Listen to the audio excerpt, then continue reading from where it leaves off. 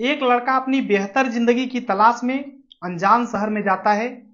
वहां पर नौकरी भी मिलती है और शादी भी कर लेता है वहीं पर। जैसे ही कुछ साल बीतते हैं, पति पत्नी की हत्या हो जाती है और पुलिस जांच पड़ताल में लग जाती है। और जैसे ही पुलिस इस जांच पड़ताल करने के बाद खुलासा करती है, तो सोशल मीडिया के माध्यम से, अखबारों के माध्यम से पूरा मामला जैसे ही वायरल होता है, लोगों को अपने कानों पर यकीन नहीं होता है। सभी लोग सोचने के लिए मजबूर हो जाते हैं कि इस दुनिया में ऐसे भी लोग होते हैं। नमस्कार दोस्तों, मैं विजय शंकर पाल। इस वीडियो को लाइक करना, चैनल सब्सक्राइब करना, हमें इंस्टाग्राम पे फॉलो जरूर करना, लिंक डिस्क्रिप्शन में मिल जाएगा। और पूरी वीडियो देखने के बाद अपनी राय कमेंट बॉक्स में जरूर देना। आज की जो सच्ची घटना सुनाने जा रहा हूं, यह है उत्तराखंड प्रदेश का उधम सिंह नगर एक जिला लगता है। यहीं पर रुद्रपुर शहर है। यहीं का ट्रांजिटगंज इलाका लगता है। यहीं का रहने वाला संजय यादव होता है, जिसकी उम्र होती है 35 साल। इनकी पत्नी होती हैं जिनकी उम्र 32 साल होती है, सलोनी नाम होता है। इनके एक बेटा है जिसका नाम जय होता है, जिसकी उम्र 12 साल होती है। प्राइवेट कंपनी में काम करते हैं, अच्छा खासा पैसा भी कमाते हैं। खुशहाल जिंदगी कट रही थी, कोई दिक्कत नहीं था, जिंदगी में कोई भी प्रॉब्लम नहीं था। 3 अगस्त 2023 को रात के 2 बजे संजय के घर से अचानक आवाज आती है।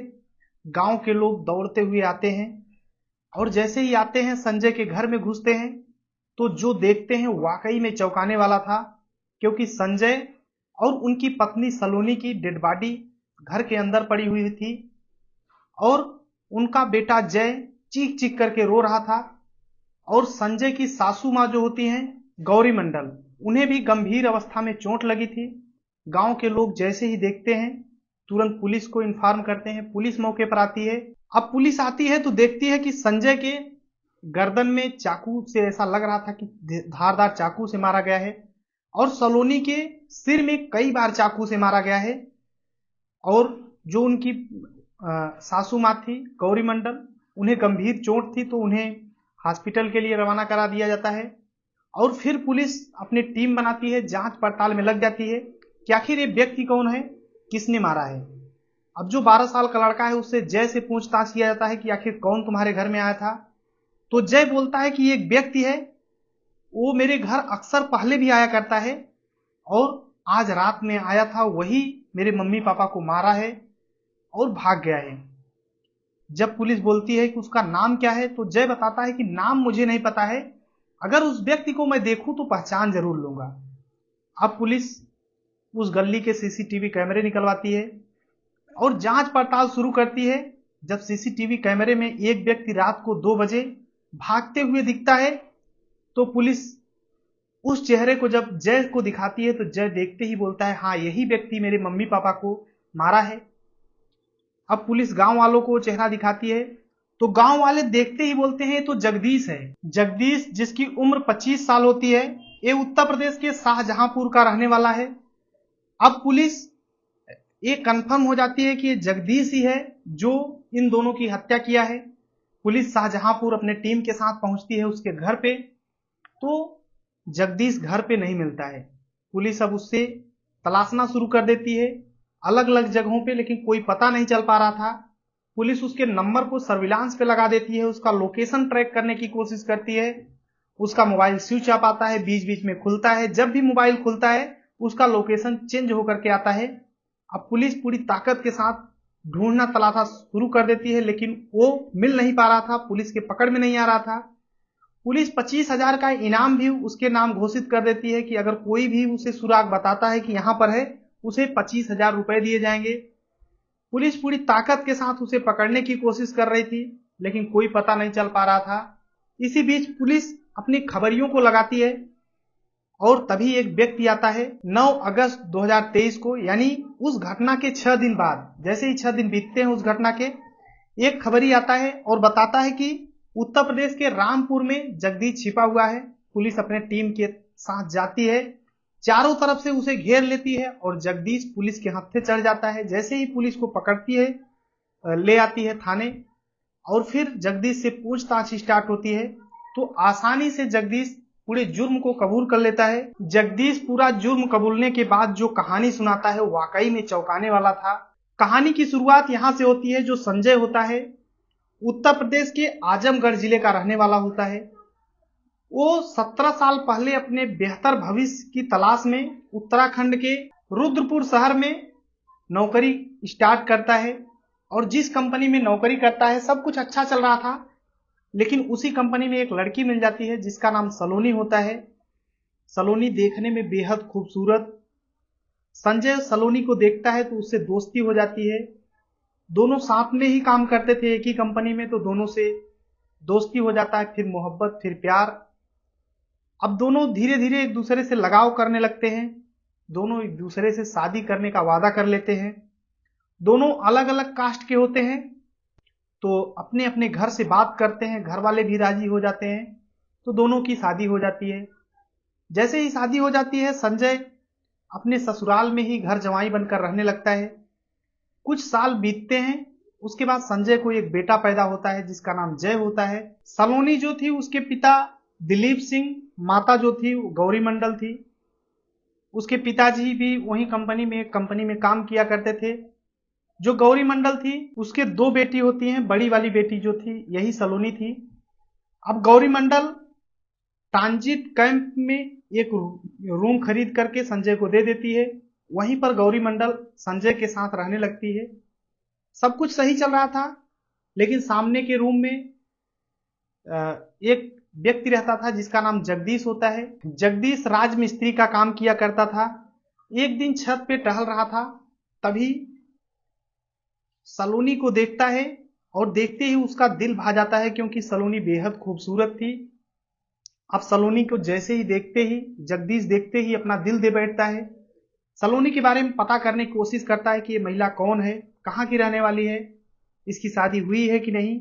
जब पता करता है तो पता चलता है कि सलोनी की शादी भी हुई है और एक बेटा भी है। उसके बाद भी जगदीश सलोनी के पीछे पड़ जाता है। मन ही मन ठान लेता है कि मैं इससे ही शादी करूंगा, भले शादी हो चुकी है तो क्या हुआ। अब सलोनी के घर जाया करता था, बीच बीच में उससे बात करने की कोशिश करता था और भाभी करके बुलाता था। तो ऐसे ही टाइम बीत रहा था। भाभी कहता तो भाभी के नाते से थोड़ा मजाक भी कर लेता था। बीच बीच में कुछ ऐसे अटपटे शब्द बोल देता था जो कि सलोनी को भी अच्छे नहीं लगते हैं, लेकिन सलोनी सोचती है कि ऐसा भी हो सकता है कि भाभी देवर का मामला है तो थोड़ा बोल देंगे, कोई दिक्कत नहीं है। अब ऐसे ही मामला चल रहा था। जगदीश सलोनी के पीछे पड़ जाता है, लेकिन सलोनी थी कि उसे भाव ही नहीं दे रही थी। समय गुजरता गया। 2020 में लॉकडाउन आ जाता है। लॉकडाउन में जगदीश का काम धाम बंद हो जाता है, क्योंकि राजमिस्त्री का काम था तो सब बंद हो गया। जगदीश के पैसे खत्म हो गए तो बेबस होकर के घर वापस चला आता है। धीरे धीरे 2 साल बीत जाते हैं। इसी बीच में जगदीश एक बार दिल्ली जाता है, लेकिन सलोनी को भूल नहीं पाता है। फिर से रिटर्न आता है गांव। अब सलोनी को भूल नहीं पा रहा था, 2 साल बीत चुके थे। फिर से उत्तराखंड के रुद्रपुर में जाता है, सलोनी के सामने फिर से रूम लेता है। और सलोनी जैसे ही 2 साल बाद जगदीश को देखती है तो खुश हो जाती है। अब जगदीश को लगता है कि सलोनी मुझे चाहने लग गई है। फिर से जगदीश सलोनी के पीछे पड़ जाता है। इस बार जब गया था तो बिल्डिंग का काम स्टार्ट किया था रुद्रपुर में जाकर के, तो पैसा भी थोड़ा कमाने लग गया था जगदीश। इसी बीच में बार बार सलोनी के पीछे पड़ा रहता है। तो एक दिन निर्णय करता है और जाता है दुकान पे, एक मोबाइल खरीदता है। जगदीश मोबाइल खरीद करके पैक कराता है, उसमें एक चिट्ठी डाल देता है और लाता है। सलोनी को देते हुए कहता है, भाभी जी मैं आपके लिए गिफ्ट लाया हूं। और वो गिफ्ट सलोनी को दे देता है। सलोनी ले लेती है। शाम को जैसे ही अकेले में होती है, सलोनी उस गिफ्ट को खोलती है तो देखती है एक मोबाइल है अच्छी सी। तभी देखता है कि उसमें एक कागज पड़ा हुआ है, पेपर।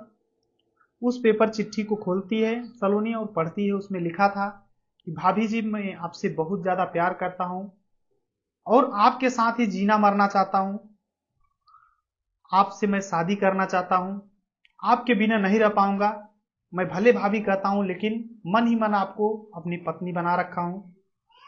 इस तरीके से जब चिट्ठी पढ़ती है सलोनी तो वाकई में गुस्सा हो जाती है, गुस्से से आग बबूला हो जाती है। चिट्ठी को ऐसे सरियाती है और मोबाइल को भी सरियाती है। सुबह होते ही ले जाती है जगदीश को, बोलती है कि मोबाइल ले लो, आज के बाद दोबारा हमारे घर पे दिखना नहीं। अब जगदीश भी कसम खा लेता है कि मैं सलोनी को पाकर ही रहूंगा। इतना मना करने के बाद भी जगदीश सलोनी के घर पे जाया करता था, बात करने की कोशिश करता था। जब संजय होता था तब भी जाता था, तो भैया कह करके बात करता था, तो संजय भी ज्यादा नहीं बोलता था। इसी बीच में संजय को पता चल जाता है कि ये जो जगदीश है मेरी पत्नी को मोबाइल दिया था। जब इस तरीके से पता चलता है तो सलोनी से संजय झगड़ा कर लेता है अपनी पत्नी से कि तुम मोबाइल वो दिया था तो मेरे से क्यों नहीं बताई, इसका मतलब तुम्हारा कोई चक्कर है। इसको लेकर के ये गलती की थी सलोनी, जो अपने पति से नहीं बताई थी। अब संजय अपने पत्नी के ऊपर शक करने लगता है, बार बार दोनों में बहस होने लगती है, झगड़ा होने लगता है। संजय अपने पत्नी को बोलता है कि तुम्हारा चक्कर है जगदीश से, जबकि सलोनी बोलती है कि ऐसा कुछ नहीं है। फिर भी दोनों में बहस होता है, झगड़ा होता है। अब इसी तरीके से सिलसिला चलने लगता है। एक दिन संजय ड्यूटी से जब आता है तो देखता है जगदीश सलोनी के पास बैठा है। वो ऐसे ही आ जाया करता था बीच बीच में। तो जगदीश जब बैठा हुआ था घर में, संजय आता है, देखता है तो आग बबूला हो जाता है, झगड़ा कर लेता है, बोलता है तुम यहां पर क्या कर रहे हो। जब इस तरीके से बोलता है, अपने पत्नी को भी संजय बोलता है बुरा भला, तो जगदीश सलोनी का हाथ पकड़ता है, बोलता है चलो मेरे साथ, अब तुम्हें यहां नहीं रहना है, तुम मेरी हो, मेरे साथ चलो। जब इस तरीके से बोलता है तो संजय और सलोनी दोनों जगदीश का विरोध करते हैं। जगदीश जबरदस्ती उसका हाथ पकड़ता है, खींचने की कोशिश करता है सलोनी का। अब जब झगड़ा होता है, बहस होता है, तो आसपास के भी लोग आ जाते हैं, देखते हैं कि जगदीश जबरदस्ती सलोनी का हाथ खींच रहा है। तो अगल बगल के जो लोग थे वो भी धमकी देते हैं जगदीश को कि भाग जाओ यहां से, दोबारा दिखना मत। जगदीश को अपनी बेइज्जती महसूस होती है, वहां से चला तो जाता है लेकिन मन ही मन ठान लेता है, प्लानिंग बना लेता है कि अब दोनों को जिंदा नहीं छोड़ूंगा। अब जगदीश मौके का तलाश कर रहा था, तभी एक समय आ जाता है 3 अगस्त 2023 को। संजय के कॉलोनी में ही एक बारात आई थी, वहां पे संजय का भी निमंत्रण था और जगदीश भी वहां पर आया था। जगदीश देखता है कि संजय और सलोनी दोनों उस बारात में आए हैं। वो घात लगाए हुए था, देख ही रहा था कि 12 बजे संजय और सलोनी दोनों वहां से चले जाते हैं अपने रूम पर। जब रूम पर जाते हैं तो जगदीश को लगता है कि अब ये लोग जाएंगे तो डायरेक्ट सोएंगे, क्योंकि खा पी कर गए हैं। तो 2 घंटे जैसे ही बीत जाते हैं, रात के 2 बज जाता है, तो जगदीश को ये लगता है कि अब दोनों अच्छी नींद में हो गए होंगे।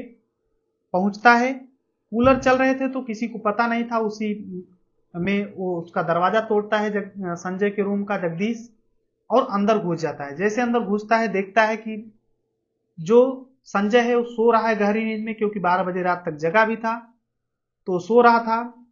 धारदार चक्कू लिया था, उससे संजय के गर्दन पे मार देता है, संजय की मृत्यु हो जाती है। उसके बाद सलोनी के रूम में जाता है, देखता है सलोनी सो रही है, सलोनी जग जाती है, दोनों में बहस होती है, तो कई चक्कू मारता है। उसके बाद सलोनी की माँ गौरी मंडल भी आ जाती है, वो छुड़ाने की कोशिश करती है, उसको भी चक्कू मार देता है, लेकिन वो तो बच जाती है, ज्यादा चोट नहीं लगती है। और जय जो उसका बेटा था वो भी जग जाता है, शोर मचने लगता है, तो वो भी कोशिश करता है लेकिन कुछ नहीं कर पाता है। जब दोनों की हत्या हो जाती है, जगदीश वहां से आराम से निकलता है और भाग जाता है। अब गौरी मंडल और जो जय थे दोनों चिल्ला रहे थे, चीख रहे थे। गांव के अगल बगल के जो लोग थे शोर सुनते हैं तो दौड़ कर आते हैं, देखते हैं कि वहां पे संजय और सलोनी की लाश पड़ी है, डेड बॉडी। पुलिस को फोन करते हैं, मौके पर रात में ही पुलिस आती है और गौरी मंडल को हॉस्पिटल के लिए रवाना करा देती है। गौरी मंडल तो बच जाती है। अब पुलिस वहीं से जांच पड़ताल करती है, तब जगदीश को गिरफ्तार करती है। अब जगदीश जब इस तरीके से पूरी घटना बताता है तो पुलिस वाकई में चौंक जाती है कि एक व्यक्ति इस तरीके से कैसे कर सकता है। अब पुलिस जगदीश को मुकदमा दर्ज करके गंभीर धाराओं में जेल भेज दी है। ये पूरी घटना सुनाने का उद्देश्य किसी को परेशान करना है, दुख पहुंचाना नहीं है, बल्कि आप सभी को जागरूक करना है। बाकी इस वीडियो को लाइक करना, चैनल सब्सक्राइब करना, अपनी राय कमेंट बॉक्स में देना। मिलते हैं नेक्स्ट वीडियो में, तब तक के लिए जय हिंद, वंदे मातरम।